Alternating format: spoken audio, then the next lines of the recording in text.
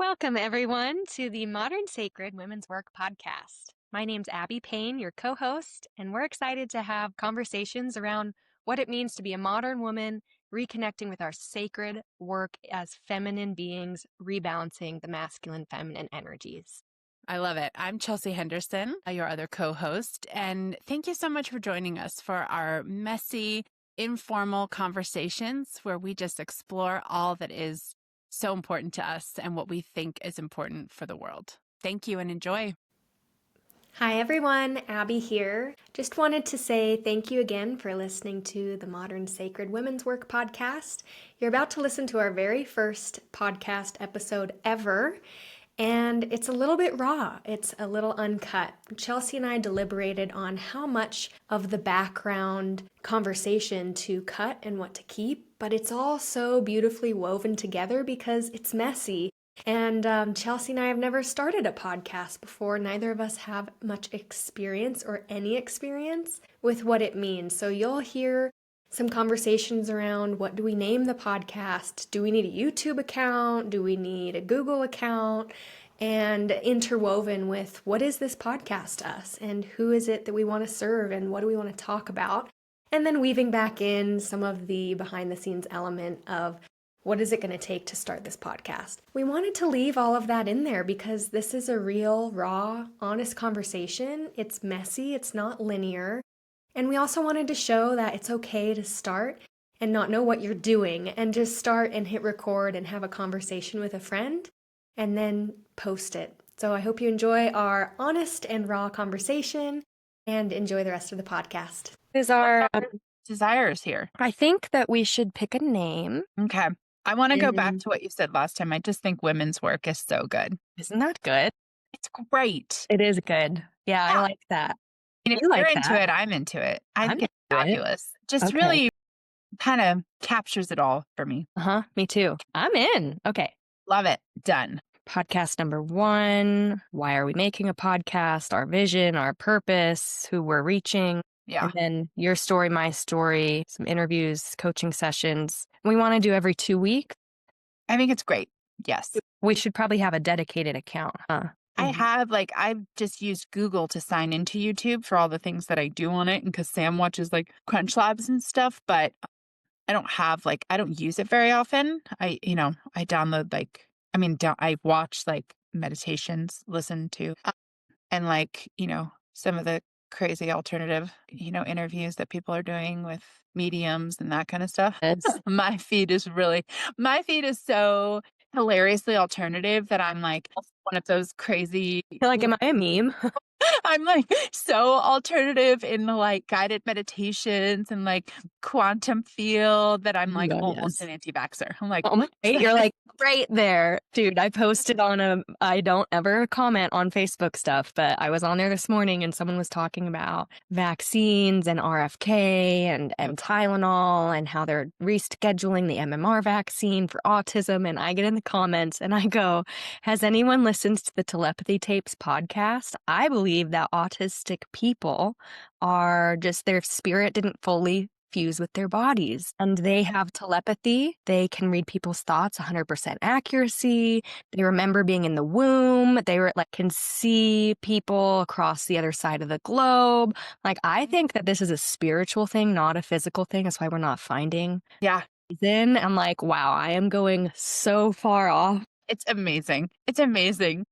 But also, I think it's a great way to kind of comment on that instead of just coming in and being like, you guys are all fucking bottom feeding idiots.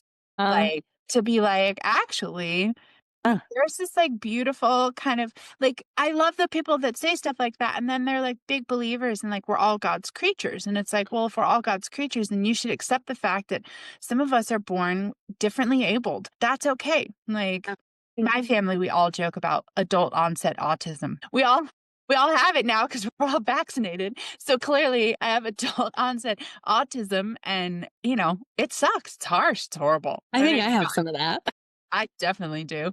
I don't have COVID, but I'm autistic now. So oh my God. I love jumping on the train. Can I get service money for this?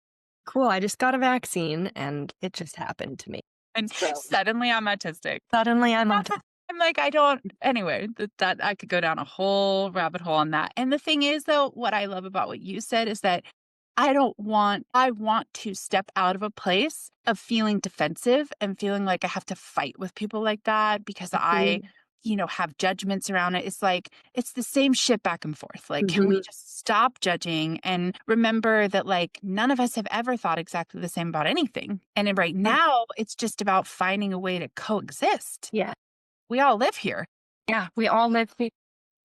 And we So don't know what this is about. We don't know what's causing autism, for example. We don't know. And like, here's a really fun spiritual gray area that you all can start to believe in now. And and you can that still gray fight area it. might be where we can kind of come back to each other a little bit, right? Like that of like, there is definitely something out there in here, whatever, that's like bigger Mhm. than all of us. And to be able to acknowledge that, I think might be that common ground to come back together and be Mhm. like, hey, we're humans. Hey, This shit is hard. we're living in a very mysterious place. We are. And a And very mysterious, we're very mysterious beings. I think a lot about this recently about how we are animals on a planet covered in animals, and yet we are different we are. because we have evolved in a way that allows us to have emotions and self-awareness. And that emotional spectrum, while of course animals have it, but it's different, right? It's still more of a reactivity, more of a drive, it's instinct, it's still there for a very specific purpose. Ours has become more broad and has this kind of like open kind of potential that's in front of us. We don't know what any of it is. Like, why is it that we are able to feel so deeply? And why is it that we are struggling with that and that we're all having to kind of find our way with that? And we're each having a slightly unique experience with it. I find that to be really fascinating. Really is because you look around and you're like, we are obviously different and also the same. Right. Were we mated with aliens? Exactly. What is going on? Why is our brain so big? Why do I know what I look like? Why do I care? Sure. What That's is the going great. on? I know. I know. Oh, I'm gonna lift a little bit. There we go. Oh, I feel it. I feel ya. It's the self-awareness. I think it's hilarious because my counselor and I were talking about this, my therapist, whatever the fuck. Um, and she was like, yeah, I've been thinking like 300,000 years ago ish, we harnessed fire, right? I mean, who can pinpoint it exactly? Love that. And then 10,000 years ago ish, we started to kind of harness agricultural Mhm. intentionality and abilities. And then over the past few hundred years, we've had this industrial revolution that was this crazy boom that led to a technological revolution. Still in. We're still in it. And you got to think 300,000 years ish to 10,000 years ish is a long time to evolve and figure out fire. Like, Yes. stop burning ourselves and burning our houses down. And, and then 10,000 years to now is a long time to get to kind of figure out, like, oh, we can actually direct the flow of water and we can Build intentionally stuff. grow things and plant them.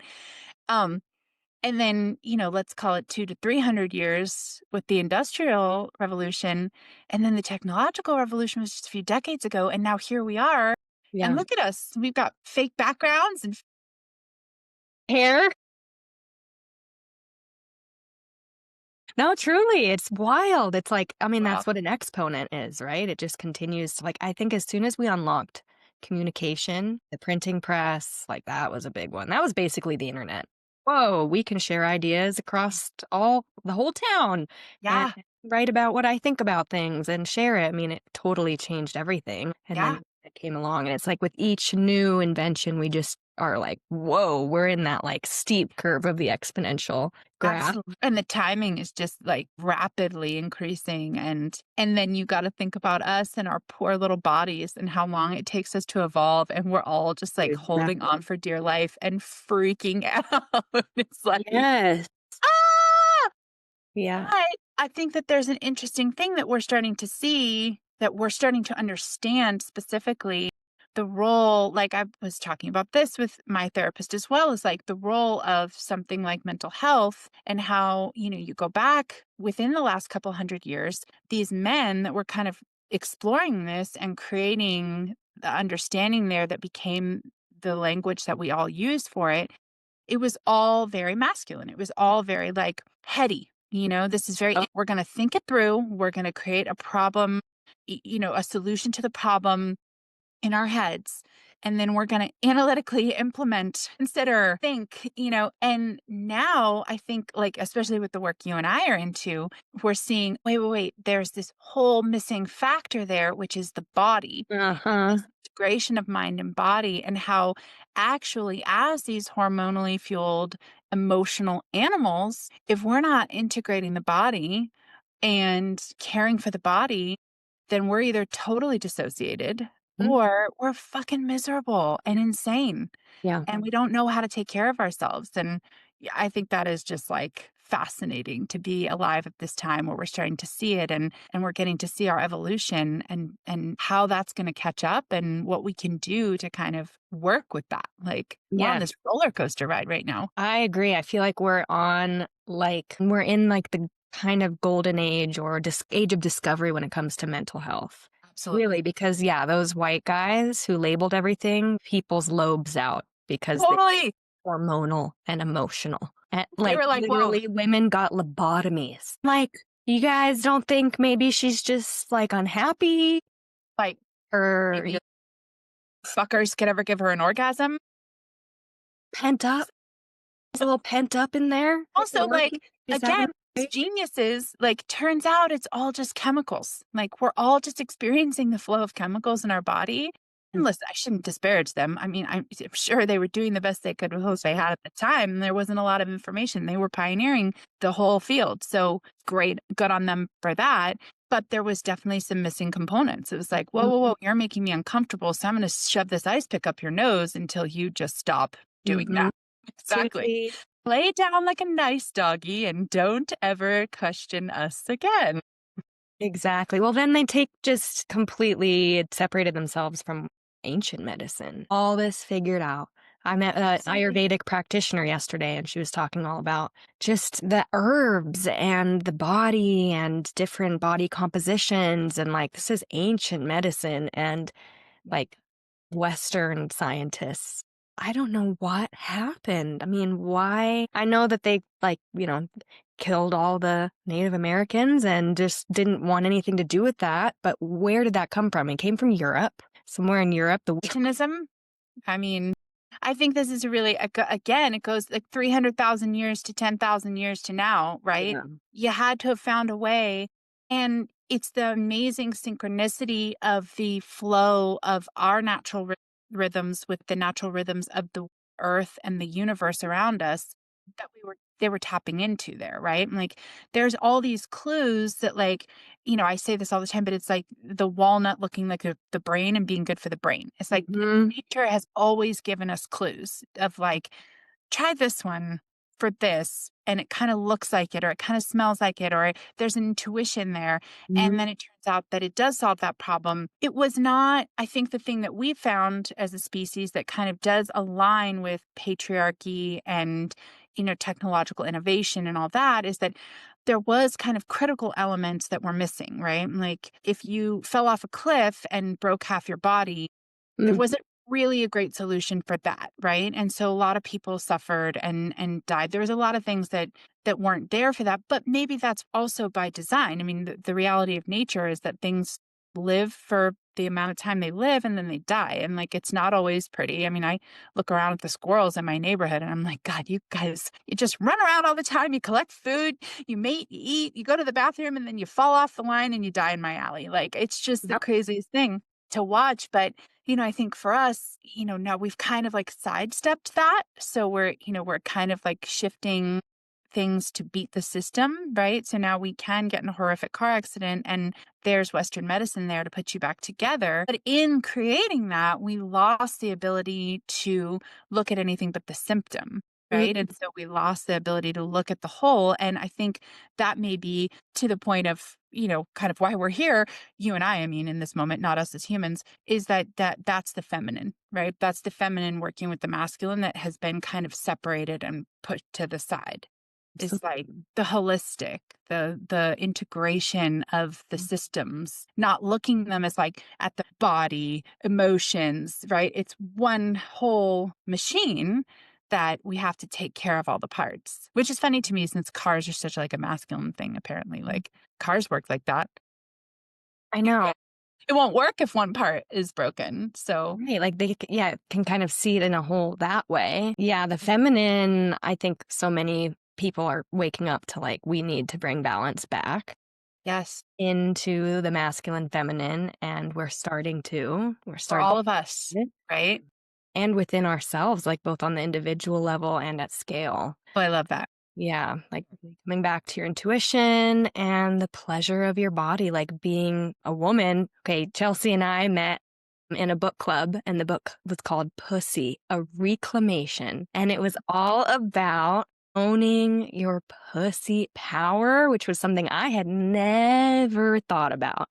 How that part of our bodies is so centered around pleasure. We have that unique organ, the clitoris, that is all about pleasure. And that when we as women are in our pleasure and seeking our own joy, it envelops others in creativity and love and the spark of life. Yeah. We're shutting that down and doing everything for everyone else and not pursuing our own joy and our own pleasure.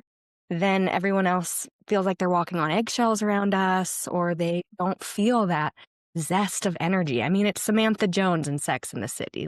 She embodied that pussy power and that pleasure of life, and she's a roaring good time. And that's like we as women need to reconnect with. Well, and she's also, successful in the world in a way that is not common. She's successful as a woman in a capitalist world. She made money, she had friends, she had fun, and I think again, that's like, it's very chemical. I think that we are from Puritanism in this country, in this very, very newborn country, so fresh and new in its existence, and that it sprung from other Puritan cultures, and that was a real big part of what they wanted. Religious freedom, and religion was a big part of what drove them. And I think for me, I see that as like religion as an institution, not spirituality as a belief. So they brought the institution, and the institution had been organized for a long, long time by men. I mean, that's, again, that's the reality. And I think, that's not a knock on men. I always feel the need to say that because fucking Jesus. And we're married to men. Like, I have a man child, but that is the reality. Those are the ones who made the system. They made the rules, and it was based in this kind of institutional organization that was, in essence, puritanical.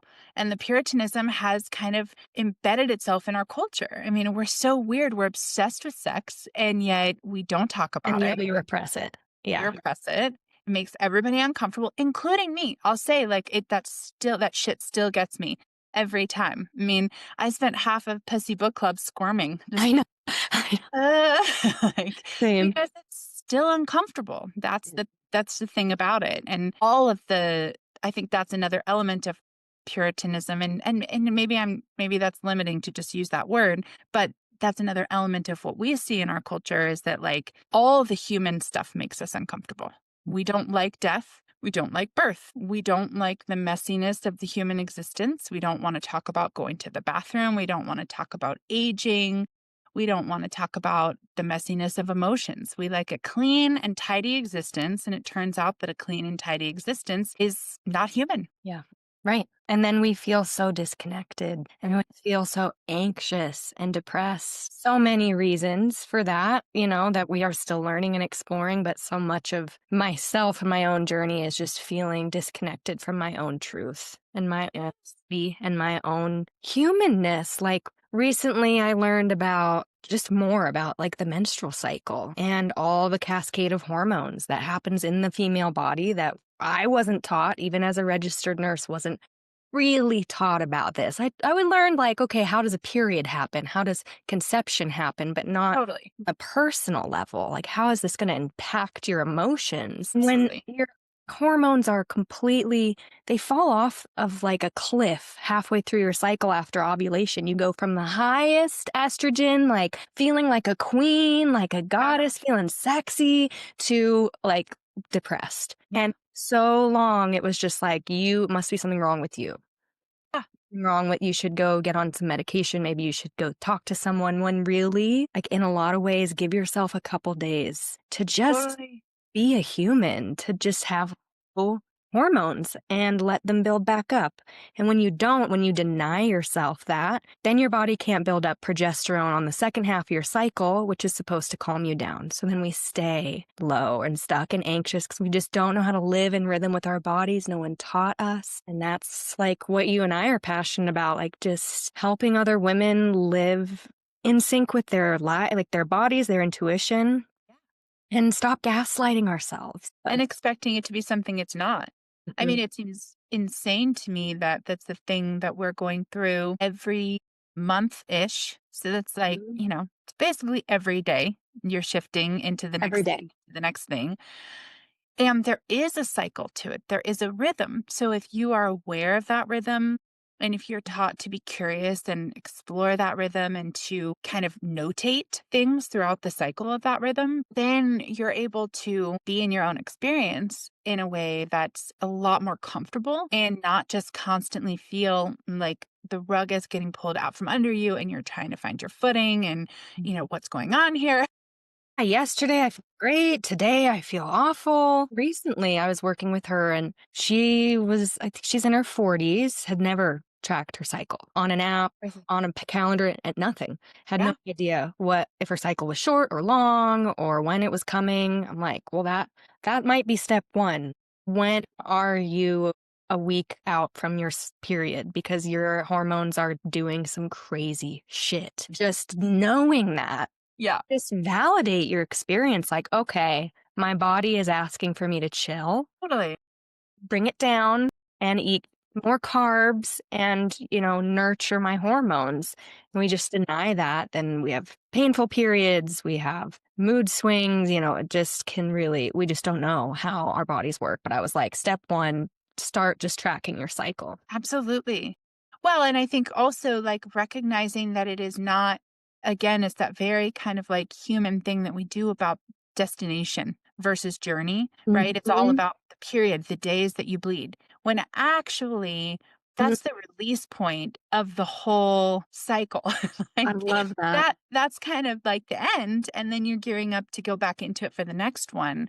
And, and then you think of the cycle of a lifetime, right? Like you're young and your body is kind of in that beginning phases and growing and prepping and all the hormones are kind of starting to flow and then you get into the beginning of the actual like having a period Yeah. cycle and then you go through childbearing years and then you get into the waning period and that in itself is a cycle. Yeah. And so if we're only focused on the actual bleeding, Yeah. right, which is the only thing that, like, is in our faces enough to get our attention. Oh, You gotta do something about that, or you gotta just, like, lie down in manage the it. bathtub for 3 days, right? Like, so I think that there's something there that's also very empowering to be able to say, "Oh, there's, like, every single day of this cycle, which is every single day of my life in one Yes. way or another. Mhm. There's going to be an impact here that will affect me." Absolutely. But that's that, like, getting back in the body shit, Mhm. getting Mhm. out of our heads. Mm. Like, we deal with the bleeding part because we can't ignore it. Exactly But right. Yeah. there's a whole other spectrum of experience going on that if we are getting back into our bodies, like you said, and like it might be a day when like a little more rest, some Mhm. carbohydrates in a very like carb fearing world, Yeah. those things might change your whole experience. And I think too that like we're very connected to our mental experience, right? But that one of the things I feel like I've learned and that I hear over and over again reinforced is that the mental experience is just one part of the whole, and the body is actually dictating a lot of what our thoughts are. And Mhm. our thoughts are just stories that are based on past experiences mostly, and that our bodies can trigger us to get stuck in those stories of the past because we didn't care for our bodies the right way and we're not caring for them the right way now. So then my body is like, oh, this is like that time that I felt this way and then that thing happened. So then Mhm. my brain is like, oh, okay, so then I'll be angry right now because that's what I felt then, right? Mhm. So there's this whole potential to tune into that, to make changes in both the head and the body Absolutely. and change your whole experience of existence. It's really been like one of my main passions in like my work and my own journey is coming back to the body. And there's so much of even psychology and therapy was so head first. Yeah. Analyzing your thoughts, stopping thoughts, which has a place and is helpful. But we're seeing a surge of, research around body first techniques, somatic experiencing, EMDR, even work with the body, because, like you said, the body holds all of this memory and tension that we can release in the body. And you can also train your whole nervous system, not just your brain. You can train your nervous system to be more towards the calm, parasympathetic rest and digest state. You can train it just like a muscle. The more you use it, the stronger it gets. And then it actually becomes the default for your nervous system is to move that way. And just using the body instead of a constant mind battle. Yes. How good it feels to Oh, take a deep breath. exactly. I was just going to say that can be as simple as the breath, right?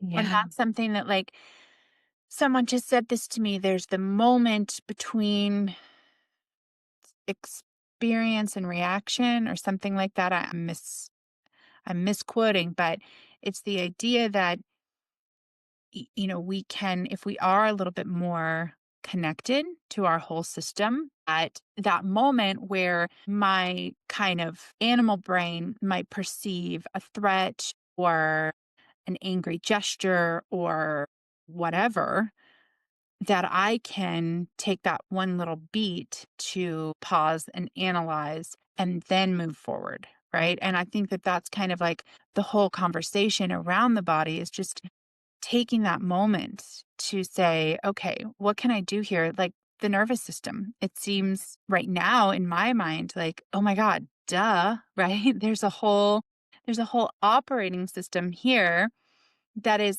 telling my body what to do one way or the other. And I'm actually more in the driver's seat is an obnoxious metaphor, but you know what I mean? Like Yeah.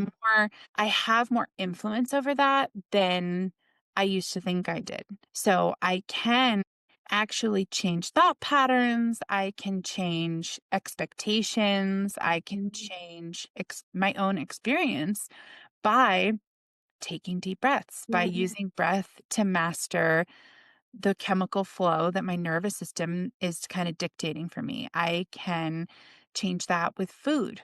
I can change that with hydrating the right way at the right time. I can change it with exercise. I can change it with connectivity. So, yeah, I think that that's something really powerful that we're just kind of starting to understand the power of.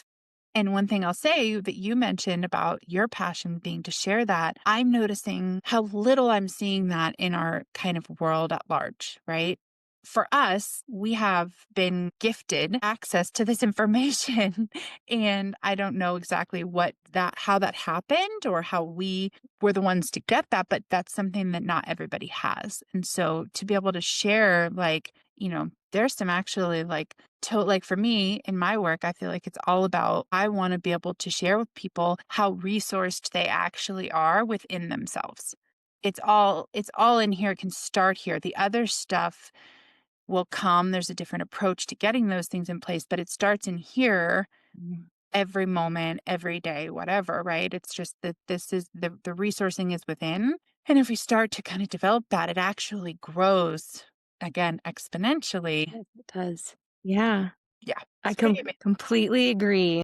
And I like how you said the word resourcing because amazing. to me speaks of empowerment. Yeah. You're now feeling not helpless, empowered. This thing just happens to me versus like I have control over this. Yeah. I have a lot more control than I ever realized. And that just makes you feel way less helpless and victim and more empowered. So, Totally. yeah, I like that you use the word resourcing. My word is inner safety, which is the same thing, I think. 'Cause Yeah. so much of those reactions, anger, fear, anxiety, are survival mechanisms within the body. And all those chemicals that you speak of, like being released, they're all fight or flight, cortisol, adrenaline, feeling unsafe. Yes. And so creating internal safety within yourself, within your body, makes you feel like you can really do anything. Like if you're willing to feel anything, then you're able to do anything, walking yourself through all those emotions. And I love what you're saying. It's like the coming home to yourself, right? I think about this a lot. Having a child, he started kindergarten and just recently, and putting him out into the world, he'd been home with us his whole life. You really start to see the fragility of our experience there. We think we have so much control, right? We've created this entire experience for him. We have curated his experience of humans, of the world. I mean, he's seen some things just because, we're human. We go out into the world and, people have meltdowns and people are rude and whatever. His parents have meltdowns and are rude sometimes. It's just a thing. But then we put him into school and we love the environment and it's relatively small-ish. It's not massive and we think it's a good environment, but it's out of our control. We don't have control, even just with the other children. And we've talked to him a lot about this. He'll come home and say, so and so said this to me. And, he seems to kind of be on the fence about does that hurt my feelings? Does it, and we're just always pushing the curiosity, right? Like we don't know that guy's background. We don't know his home life. Like what if him saying that in his house is a hilarious joke? What if it's a funny nickname? What if he hasn't yet developed the skills to engage you, but wants to engage with you? And like give it the opportunity. And shit, I forgot why I started talking about that. Control. We're not in control. If we're not in control and to the point of the inner safety, thank you, that what we can give him is his inner home, right? His inner sweetness, his inner love. That I think is massively missing from our current human experience is that so many of us, this has been my journey, are very under-resourced in the way of loving ourselves, especially for women and codependents and people pleasers and all that. That really is, you get stuck in the love of others. It's external, right? I'll be whole when I have a partner. I'll be whole when I have good friends. I'll be whole when I have my community. And all of those things are massively important and amazing. But the wholeness I'm seeing now really starts within. For example, with my son, if I can really give him that abundance of self-love, not in an egotistical way, but in a just like human value, energetic, inner being kind of way, being authentic to who he is, being in line with his own feelings and okay with that over, impressing the external or whatever, then I think a lot of those things just become so much more easy to handle. You go out into the world and you're like, oh, you know what? So and so is being an asshole today, but like Doesn't have that to be happens. my day. Him, this is me. A little bit of healthy separation of like, he's Absolutely. having his day and I'm having my day. Yeah, exactly. Mm. Exactly. And in here, I know there's love and I know that there's value and self-worth in this world, that I think is something that we can give as the most amazing gift to ourselves and others, because that I do believe we have learned this, right? In our women's group, that's one of the things I took away from it is that, as a recovering codependent, as a recovering people pleaser, I still want to please people. I still want connection to others in a way that's super valid. It doesn't mean that to undo those problematic tendencies is to undo that all the way. It's that I'm changing it, that I am filling my own well up, deep, full, flowing to the point where it's just splashing out onto all of you. And like it or not, you're getting loved by me. You're in, like it's happening. Assurance as opposed to slavery. Yeah. And then it's just happening, and we don't have to choose and we don't have to, I think, have one or the other. That's how I always saw it when I was younger. It was like, I want to love the people in my life. I want to care for them. So obviously I have to sacrifice myself. Right. That's the messaging. Well, even Right. like yesterday, to give it an example, I I love to nurture my family, my husband, my cat, and I do a lot of the shopping and the cooking, and I enjoy providing that for my family. And then last night, my husband asked if I would do a post on Nextdoor about his handyman business because he hasn't had time to get to it. Right. And I felt in my body that was a hard no. Like, I have a lot of my own posts. I have a business. I run social media for it.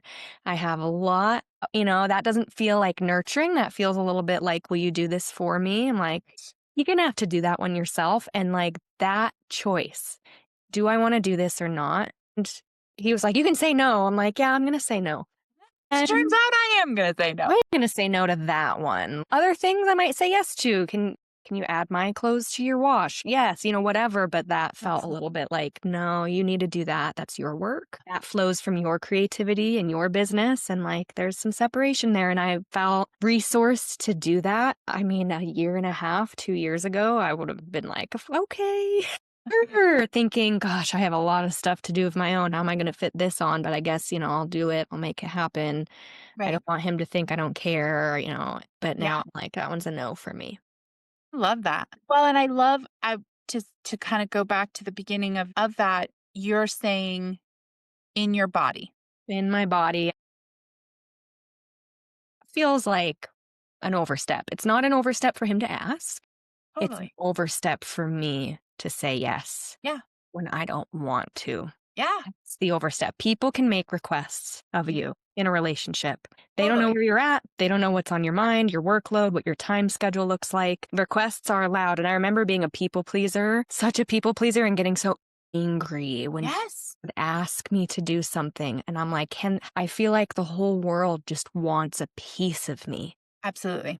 And it's because I was saying yes to all of it. I'm like, how do they not know I'm busy? How do they know I'm in nursing school? I have a lot on my plate. I can't lead this whatever Bible study when I was a churchgoer, but I would say yes and then get mad. Yeah.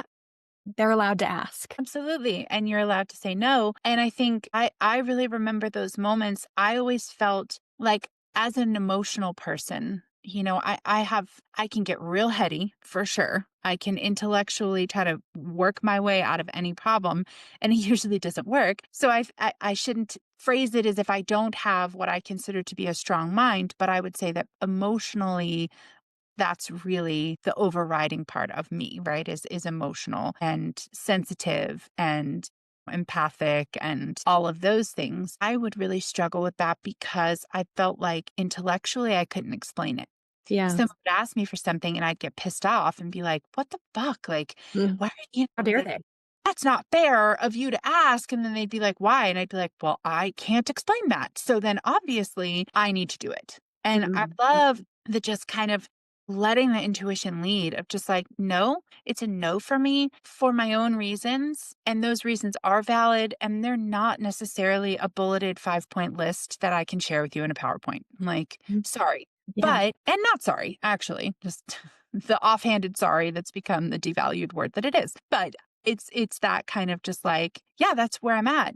And I can be an emotional person and I have just as much value in this world as the more, I have a very intellectual sister. Very, very, I have 2 sisters and we're all very similar and very different at the same time. And one of them in particular is very heady, very intellectual, very, very smart. And I would just feel like a total nincompoop where she'd be like, excuse me, like, explain that. And I'd be like, well, you're clearly right and I'm clearly wrong. Yeah. And I resented the shit out of her for it. She never saw me. She didn't understand me. She didn't care about me. She was right and I was wrong because she was smarter. And it's like, no, it's because I was trying to explain myself in a language that was better suited to her than me. Like, my reasons don't necessarily tally in the same way that more intellectual explanations would, right?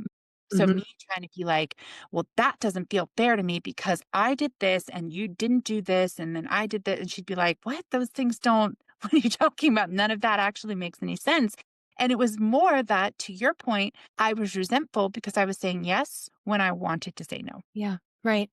And it feels like, so I realize now after doing the work, Capital T, capital W. how much I resented myself for not being able to communicate to others Yeah. and to say no to something or to say yes to something when I wanted to say no. Like I just couldn't communicate. Like I'm feeling overwhelmed. It was so hard for me to say those words because I'm saying no because I'm feeling very overwhelmed. It Yeah. just felt too exposing or like I was a failure somehow or like other people can juggle this workload. I should be able to. Totally. And then I was resentful that I can't communicate that. It's still something Totally. I'm working on, it's not over of like, I'm feeling this way, not you're making me feel this way. Not, when it's, Yeah. I'm feeling this way, period. That's fine. The whole like, my husband used to say that when we were earlier in our relationship, like, I don't make you feel anyway. And I'd be like, I'm going to kill you in your sleep. Like, I can't take it. Don't say that to me. You are being a total dick and it is making me feel this way. So, like, what are we talking about? But, like, I get it now. I get where he was coming from. It would have been a lot more valuable. Again, my husband's super brilliant, super intellectual, very analytical. It would have been a lot better for me to just say, I am feeling this way. Yes. No, that's end of story. It Deny doesn't that. matter. Like, because what I was trying to say is the way that you are acting, the result of that I'm feeling in my body is this, but it was like I couldn't quite, and it did feel like he was making me feel this way. And it's that kind of feeling like I can't be 100% honest because that's too wimpy. There's no crying in baseball, right? There's no like emotions in capitalism, in the patriarchal whatever. And I'm kind of even getting sick of that word. I feel like it's become trendy, but it's like it's really kind of like the resonance of that, right? There is no room for feelings. Mhm. Because, yeah, we haven't evolved there yet, right? Like, that's just not industrial revolution, technological revolution, they didn't include emotions. Like, there's no space for that yet. So now everybody is losing their mind and having road rage. And the world can feel cold and desolate without the joy of the feminine. I mean, I love the other day, I was walking by some office buildings and you could see in at people's desks. And one of the desks had a salt lamp and a plant and some flowers and like a pink feather sticking out of the vase. And I was like, that is a woman's desk. More, or a feminine person's desk, Yeah, whatever spirit you identify more with. But that is the feminine, is to yeah. bring in the beauty. And the other desks in there were empty, bare, one pen. I'm like, that is how the world can feel when we don't have the feminine. Like, or you go to the bachelor pad and it's all steel and blacks and there's no magnets on the fridge. There's no warmth. And then you go to a woman's house and it's bursting with, life when we're connected to our joy. And our joy oftentimes is like pretty things that we buy because they're pretty. Soft and warm. Well, and I like what you're saying too, is like it's the identifier, it's the identification with the spirit type, right? Yeah. It's not because I do think, and maybe that's part of my discomfort with patriarchy as a blanket statement, right? It's like that in this world that we're in today, there's just so much shit slinging going on around words and typing and all of this, right? Like it's you don't categorize and it's like fine, fair, absolutely. Like we can weaponize anything it turns out. So I get that a lot of these things are triggering. I think your point is that there are plenty of people, male, female bodied, whatever you are, that you're kind of leaning towards one energy or the other. These are really energy types. And there's a lot of nuance there and a lot in between. But I do think, kind of more generally, there's like we kind of are dealing with the masculine energy, the feminine energy. And I think that majority of people have a combination of both. I feel like I certainly do. And there's some people that lean harder one way or the other. And that patriarchy, in the sense that we're kind of all talking about it these days, is the fact that we really took one energy out Mhm. because it made the other energy uncomfortable. It Exactly. kept the other energy from its addiction of aggregating power and resources and, you know, keeping things to themselves, which now, we find ourselves in a world where there's a couple thousand people in a world of billions that have majority of the resources and everyone else is struggling, which I think is really interesting because we live in a world that actually has all the resources that we need for all of us. to the fact that we are where we are, Mm. and there's so many who have nothing or so very little, and majority of folks are just scraping, just Yeah. trying to scrape their way up the mountain. And there is still not a lot of recognition or attention given to the fact that that's because we took one energy and just took it out and stopped working collaboratively. We started competing. We started this kind of mine, not yours, like, and we're going to Greed. just kind of going to hoard it all to ourselves. And here we are, you know? Here we are. I feel while you were talking, the word binary came in. Like Yeah. the patriarchy, that whole system, it just made everything so either black or white. If Yeah. you're female, you wear dresses and your Yeah. hair is long and you look this way. And if you're male, you wear pants and you look this way and work and she stays at home and everything is where it's supposed to be. Right. And Yeah. then now the shadow side of hyper binary is non binary, which is a mixture, which is fluid and it's not so black and white. That's why it's non binary.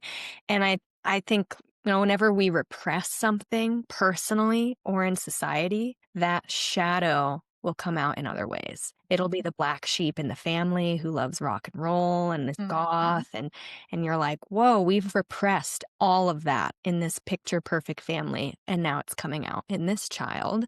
And in Yes. society, I think we're really seeing, like, in some ways, I don't think we're swinging to the other side necessarily, but we're just seeing that shadow start to emerge and we're starting. And I think it might look different because I think that we have actually changed the game a little bit.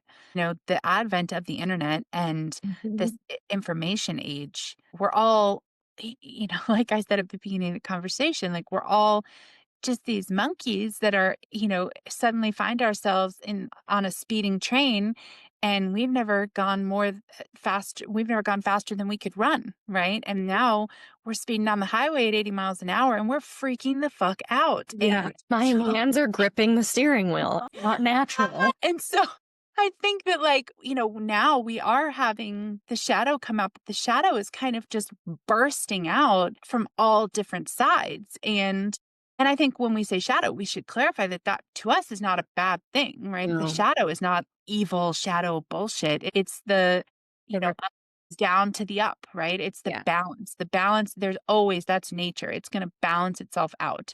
When something dies, something is born, right? Like that's kind of how these things go. So the shadow is really about the part that has been repressed and pushed to the side of, like, exactly. for whatever reason. I think about that a lot. It's so funny to me, the things that have, like, was at my sister's house the other day and her guy was watching football. He's not even that much of a football fan, but was in it because he placed a bet, was watching it because he placed a bet. And I was just like, good Lord, like, this is the most masculine thing out there. And these little dudes in their tights with their butts and they're all over each other. I'm like, why don't you guys just fuck already? Like a pile of men in tights just rolling around on the ground. And like, and listen, football, like, I get it. People like it. Do it. I don't give a shit. Like, I feel sorry for these men who are wrecking their bodies, but that's been happening for all of organized history. Gladiators. There's always the men from the bottom who are made to entertain the men at the top. Who Like, their watches all body. of these fit men wrestle around other men? And like they Shadow. want to impress other men. And even back to what you were saying a while ago about your son and the place of home that you've been able to create for him. Now he's going out and he learns some experiences and he comes back and he's like, okay, I learned some things today. And he gets to talk about it and feel whatever he's feeling. That safe home, like that childhood development is how we create a sense of internal safety. Yeah. We get it from our parents, from our tribe. Yes. And when you don't get that as a kid, when your brain like doesn't have that safe cocoon of nurturance to come home to, you Yeah. don't know how to create that in yourself. So you're really like making that for Yeah. himself, and how much people out there in society didn't have that. And Yeah. my husband and I have this joke of like unloved baby. It's maybe not funny, but so we work in medicine and we work with a lot of surgeons with big ego. Oh my. My gosh, so some of them so fragile, so angry. One thing goes wrong and they rip off their gown and they storm out to talk to that person. Management classes prescribed, like such fragile egos. And then you'll have a surgeon who's like, hi, everybody, and joking around, and he wears a fun little hat. And if something goes wrong, he's like, no big deal, I'll go get a coffee. And I will laugh and go, he was love. Absolutely. Yes. And that one was not. He Yeah. is still trying to get approval. He's Yes. still trying to get approval from his dad, his mom, from Yes. somewhere. He doesn't have it in himself. He's just like, I have to have the most surgeries in the day, the shortest turnover time, versus the one who's just like, I'm loved.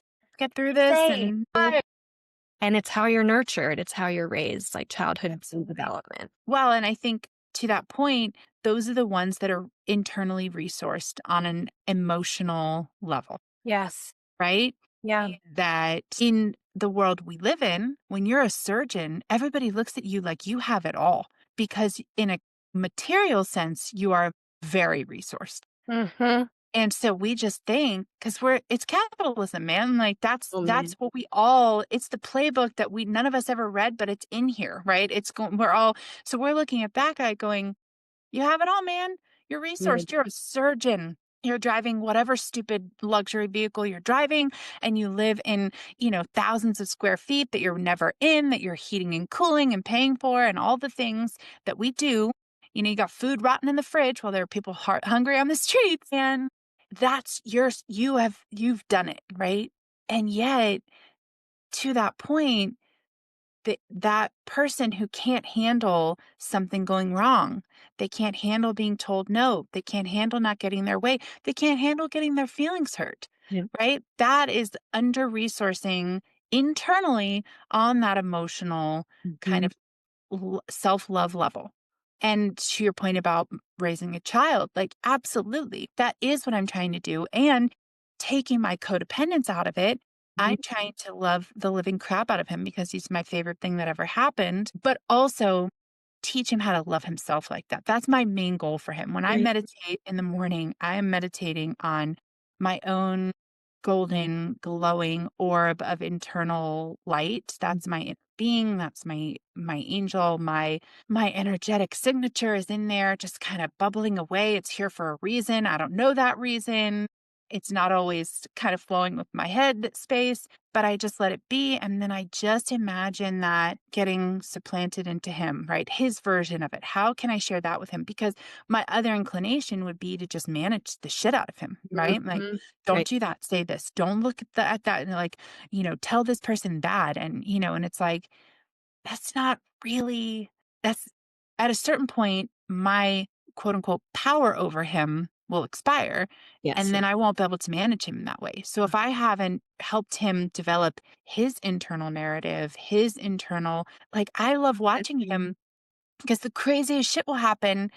And I'll notice that he isn't upset when I would have assumed he would be because he's 5 years old. He is choosing to have the perspective of curiosity, in excitement, happiness. Like he's not looking at the other kid in his class who gets too rough sometimes and in my opinion is a total fucking asshole. And He's he's like, not looking at him doing that. He's looking at him going, "Oh, I think it's kind of funny when he makes that sound. I think it's kind of funny when he does this. Yeah, he did hit me, but it didn't actually really hurt. I wonder if he was trying to get my attention." And I'm like, "Holy crap, like how amazing when we just choose our perspective." I can choose to look at it like this kid who also is 5 years old. Like, get real, right? Like, I'm like a total psycho. He's an asshole. He's a 5-year-old boy. It's all fine.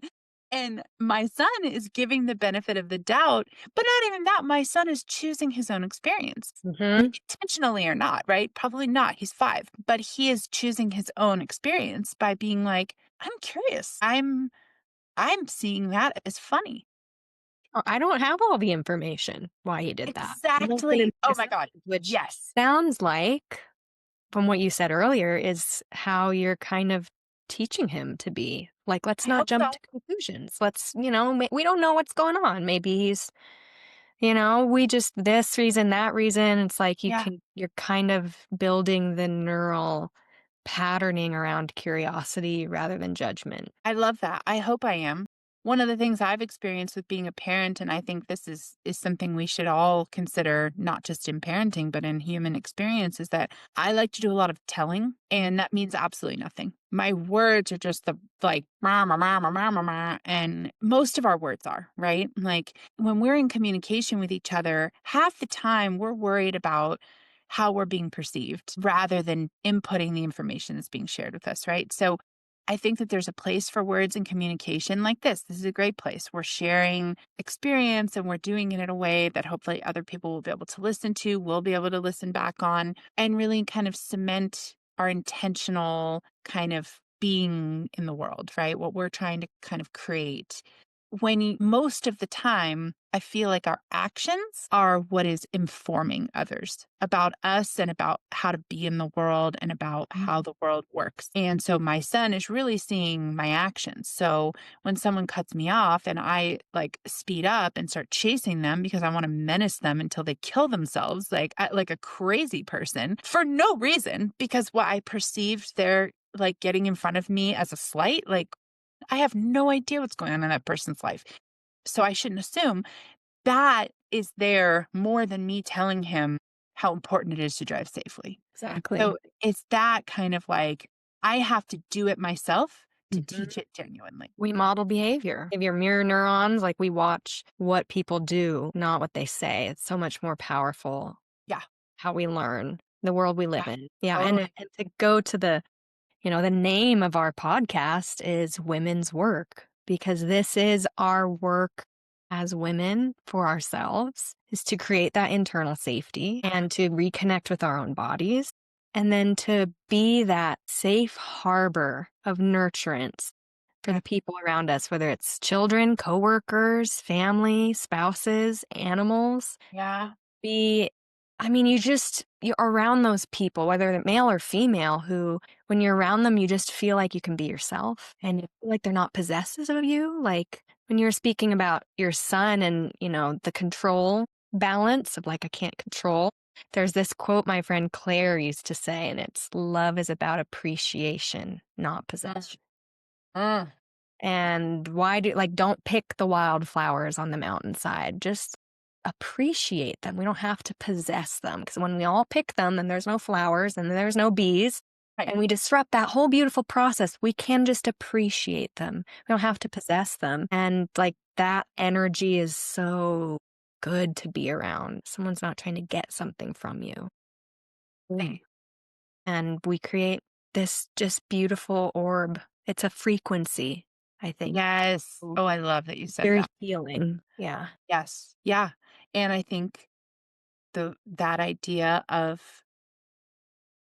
helping to, I don't like to use the word control, but it's the only thing coming up for me right now, to control our nervous systems, right? And like that is changing our frequency. Mm-hmm. That Right. there's all of that is in existence all around us all the time. And for me to be jittery and taking things personally and that, I'm putting out a totally different frequency than if I'm taking deep breaths and calm, having a warm beverage, I'm feeling grounded.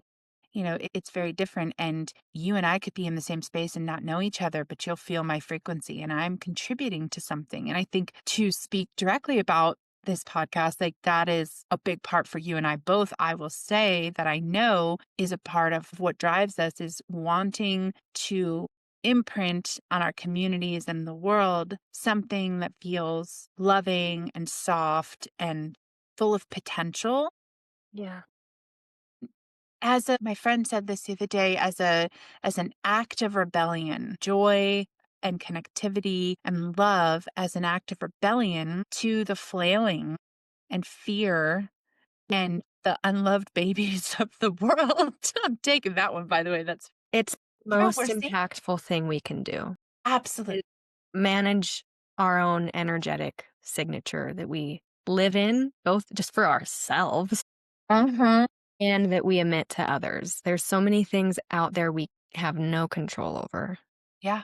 But the frequency we live at, the things that we purchase, how we consume, there's a certain sphere of influence that we have. I feel like your energetic frequency is one of the biggest ones that people can feel and experience. And I believe that it contributes to a collective energy shift that needs to Yeah. happen, which is, again, it's the feminine, male or female, doesn't matter. It's the more feminine, soft Energy. energy Absolutely. that we need. So all of us contributing our frequency Yeah. to that is hopefully going to shift the balance that we all Yeah. feel.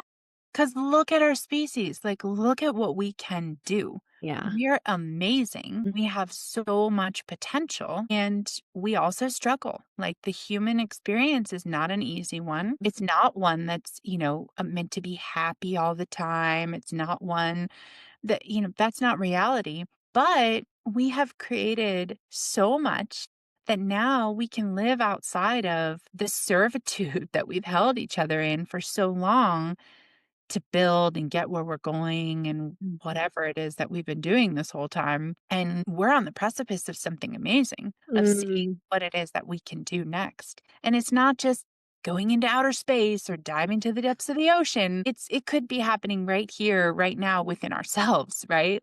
I love exploration and but that again, that feels like a very specific energy type. And we have done a lot of that. We haven't done a lot of this internal exploration, this emotional exploration. What happens if we drop the performance and really connect with Mhm. ourselves and others? There is something that is beyond magical there. Yeah. It feels like while you were speaking, I just got an image of like a house, like building a huge building or a beautiful house. But then, like, once it's done, you just move on to building another house and another Right. house and another house. And it's like, when do we get to like live in the house? When do we Right. get to embody it and decorate it and have friends over? And like the house is meant to be lived in, but it feels like so much of the hyper masculine narrative over the last couple hundred years has just been about building, building, building, building, building. Even now, I'll drive past like another huge building project. Yeah. And I think to myself, haven't we built I mean, the empty line buildings that are everywhere say building? we have. And we Right? have empty buildings Yeah, being used. Like, we just keep building and building, but when do we get to live in the building? And totally. that's how I feel even about my own life. The first, half of it was about building the house, going to nursing school, straight A's, Yeah, super like masculine energy. And then something shifted with that book club and the things we've learning of like, I get to stop building and I get to start living, absolutely. enjoying my Yeah, coffee and my body and pleasure, joy and food, like slowness, stillness. conversation, Yeah, the connection. conversation. I love it. I agree.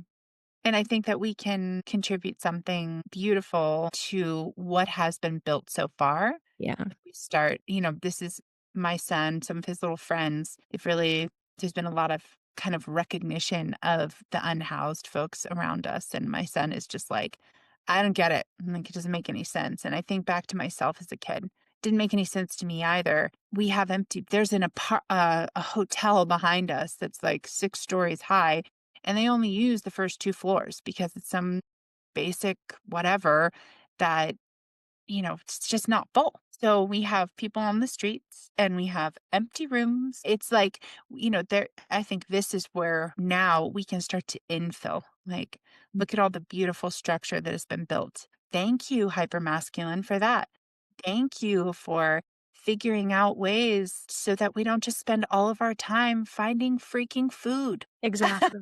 Thank you for building the machines that make it all easier for us. And that's the role of the masculine, is to support the feminine. Yeah. At least in what the books I've read about masculine, feminine energies, how they play out is like they're, physically stronger. They build the Yeah. house and then we embody it with our spirit, our life force. And the masculine is meant to not serve the feminine, as in like be less than, but it's like this beautiful dance of look what I made and now fill it with life. Yeah, absolutely, because that benefits them, right? We're co-creating together. And when we actually allow that to happen, incredible, beautiful things come of it. Yes. But we have to allow for the full participation of both sides for that co-creation. Otherwise, we're kind of off kilter. We're heading we're veering in one direction only.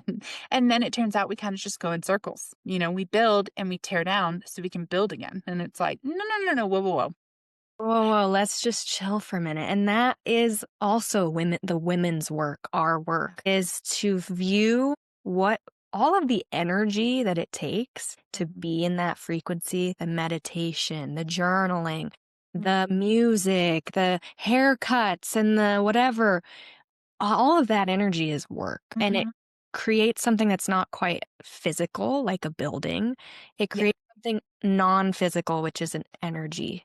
My husband and I talk about this a lot when he'll come home from work and I'm in my vibes. Like I've decorated my house and I'm listening to some music, I'm drinking some wine, I'm cooking dinner. And it's like to be able to walk into a house that's full of that energy is so healing for him.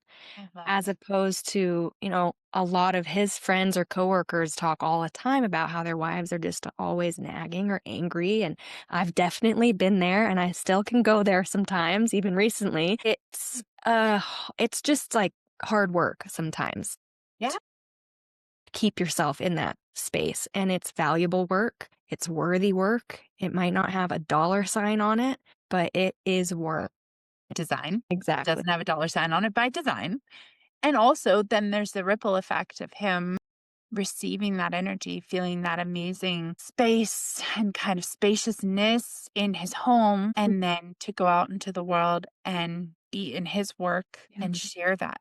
That's inevitable. That frequency then has been dialed in, and that frequency gets shared. Right. So if he came home and you were bitter and frustrated and tired, and the vibe was bad, And you're not doing enough and, pointing that finger. then what are we contributing? We're Yeah. contributing more of the limiting, low vibration, negative energy that is already so abundant out there. And it's, sometimes I think like how your family, your roommates, your loved ones feel when they park in the driveway. That gap between parking and walking into the house. Are they feeling relief? Are they feeling excitement? Or are they feeling dread? Like they don't want to go in there.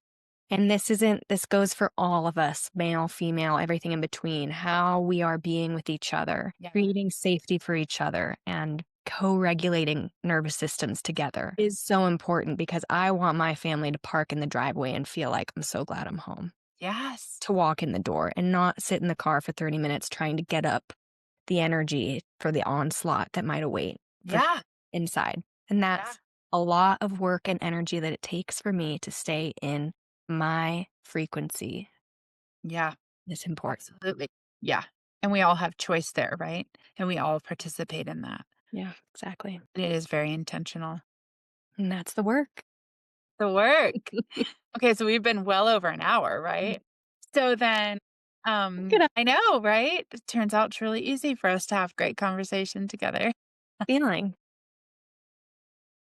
Thanks for listening to another episode of the Modern Sacred Women's Work podcast. We're so glad you came. If you'd like to learn more about Modern Sacred, our offerings, book clubs, and women's events, you can go to modernsacred.com or follow us on Substack. We were so happy you were here with us. I hope you have a great rest of your day. Thanks for listening.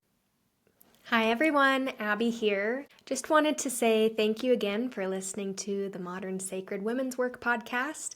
You're about to listen to our very first podcast episode ever, and it's a little bit raw. It's a little uncut. Chelsea and I deliberated on how much of the background conversation to cut and what to keep, but it's all so beautifully woven together because it's messy. And Chelsea and I have never started a podcast before. Neither of us have much experience or any experience with what it means. So you'll hear some conversations around what do we name the podcast? Do we need a YouTube account? Do we need a Google account? And interwoven with what is this podcast to us? And who is it that we want to serve? And what do we want to talk about? And then weaving back in some of the behind the scenes element of what is it going to take to start this podcast? We wanted to leave all of that in there because this is a real, raw, honest conversation. It's messy, it's not linear. And we also wanted to show that it's okay to start and not know what you're doing and just start and hit record and have a conversation with a friend and then post it. So I hope you enjoy our honest and raw conversation and enjoy the rest of the podcast. Thank you.